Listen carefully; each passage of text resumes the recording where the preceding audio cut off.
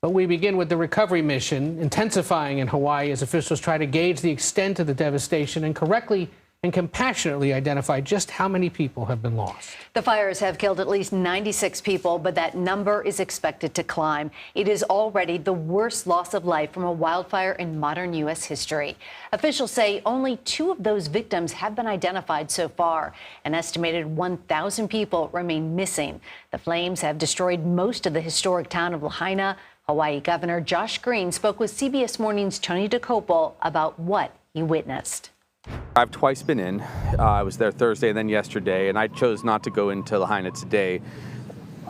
To be totally honest, there's nothing to see except full devastation. So the buildings are almost non-existent. It was so hot that even metal contorted so that you can't believe what the building was. And these are buildings that we were all very familiar with as they're a part of our lives. Joining us now is CBS News Los Angeles reporter Rudabeh Shahbazi. Rudabeh, you've been there the entire weekend. Last week, it seemed people were mostly in shock about what had occurred. Now reality about what did happen, what is coming, is sinking in. How are residents coping at this point in the aftermath so many days since the fire? Yeah, I think a lot of the people we've talked to who actually escaped the fire really are still in shock. I think a lot of people also stepped up and started helping and volunteering and doing what they could for other people. A few people actually told me, this is how I get through it. This is what makes me feel better. We go to the church, we serve people food, we bring in donations, we jump into action as a way of coping with our grief and our shock and our loss, even though they were still missing loved ones and had people who were unaccounted for or had lost everything, had lost their homes.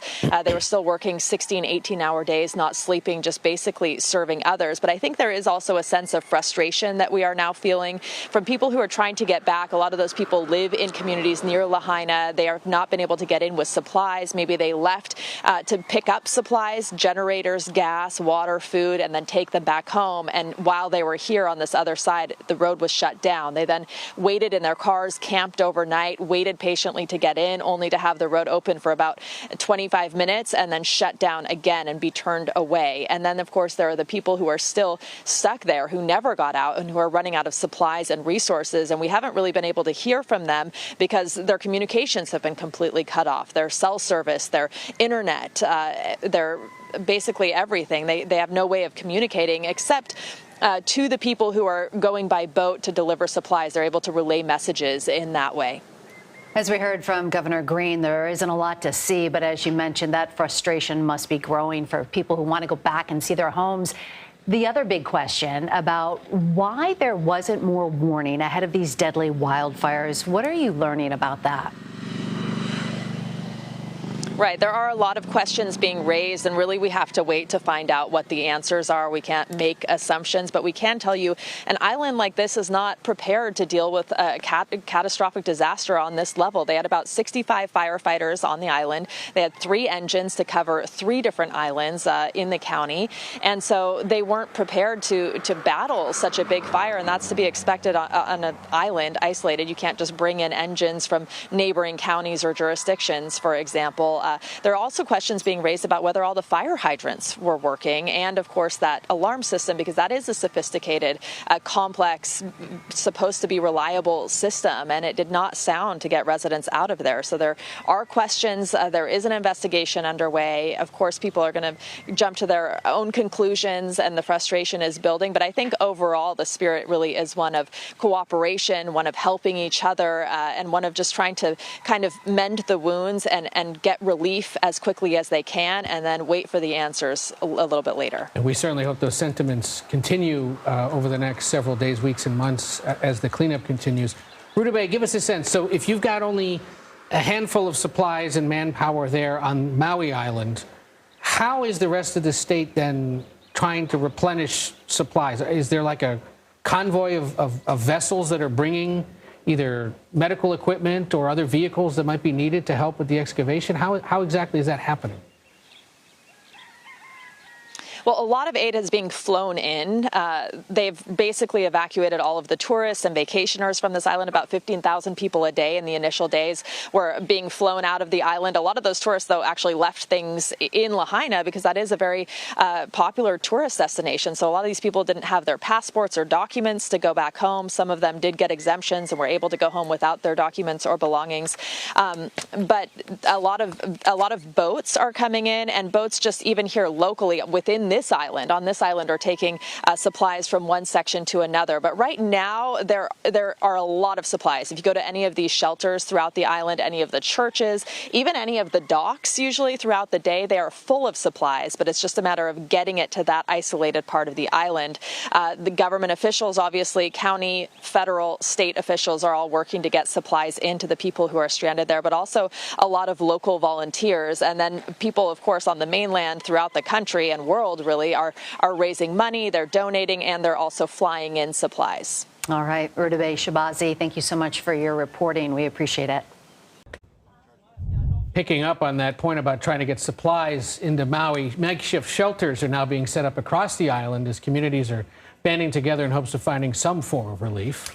Let's bring in Jeremy Greenberg. He is the Director of Operations at FEMA. Thank you so much for being with us. I want to start with just talking about what makes this situation so unique. As we just heard from our reporter on the ground, this is an isolated, this is an island. And so what are the challenges that you're facing in responding to this situation? Good afternoon. Thank you for having me on. First and foremost, I want to take a minute to offer our condolences and sympathy to those who are impacted by this devastating fire. The story you were just covering and throughout this incident, you can see that this fast-moving fire just devastated the community, and know that the entire federal government will be there to support the state throughout the operation. As far as the biggest challenge is making sure that the state of Hawaii has everything that they need, not only in the initial search operations, but as we move into the recovery and rebuilding of the community. To support that, FEMA has over 250 people on the ground working with the state through search and rescue ops, as well as getting people registered for individual assistance. And while they are still trying to search and recover those that may have perished in all of this, I imagine that slows things down. But do you have any sense then of how much longer recovery efforts will go on, and where are people expected to stay on the island until that mission at least is complete? So FEMA and the interagency have deployed a variety of different capabilities to work in tandem. So first, the search and rescue teams that have come in that are making their way through the devastation to make sure that they are supporting the state in the recovery or their search operations. And then we have a variety of different capabilities for individual assistance and public assistance. I'd like to offer a number for our disaster assistance program, which is 1-800-621-3362 and disasterassistance.gov, as well as the Red Cross at 1-800-733-2767. These numbers provide access to critical services that survivors need to jumpstart that recovery, whether they need some initial cash or they need to get registered for temporary housing, such as hotels or other area hospitality that's been set up to support the folks impacted by this disaster. All right, and Jeremy, we are keeping that number up on our screen in case anybody wants to reach out. Let's talk about funding. Does FEMA have the funding to take on this big of a task? Absolutely. The Federal Emergency Management Agency is just one agency across the federal government that's accessing funds that are available to support the state, not only in the initial response operations, but the long-term recovery operations that will be required for this type of incident. We know Congress is obviously getting ready to consider a new supplemental funding request from the White House. We'll see if the White House adds anything to that in the wake of this. Jeremy, let me just clarify one thing before we let you go. You were saying people on the island who may need cash to help reimburse them for where they're staying right now. There had been some reports over the weekend of people who had to check into some of the, for lack of a better term, fancier resorts on the island. If you're a family who had no choice but to do something like that, is that the kind of reimbursement locals can anticipate, that if they had to ring up hotel bills at the only available places that may have been very expensive, FEMA will step in and help reimburse? So FEMA is working directly with the state of Hawaii on the initial lodging and mass care plan. I would encourage everybody first to register. That's that critical first step. And then our personnel can work with the state to make a determination on who best provides that financial assistance for the people impacted by the disaster. And are you envisioning a need at some point for like tent cities there across Lahaina or other parts of Maui? We'll work with the state of Hawaii, realizing that Lahaina and the other impacted areas are very close-knit communities, and we will support whatever the best decision is for those people impacted by this disaster. Got it. All right, Jeremy Greenberg, it is early in the FEMA response, but we appreciate you sharing with us what you know so far, and we'll talk to you again soon. Thank you both.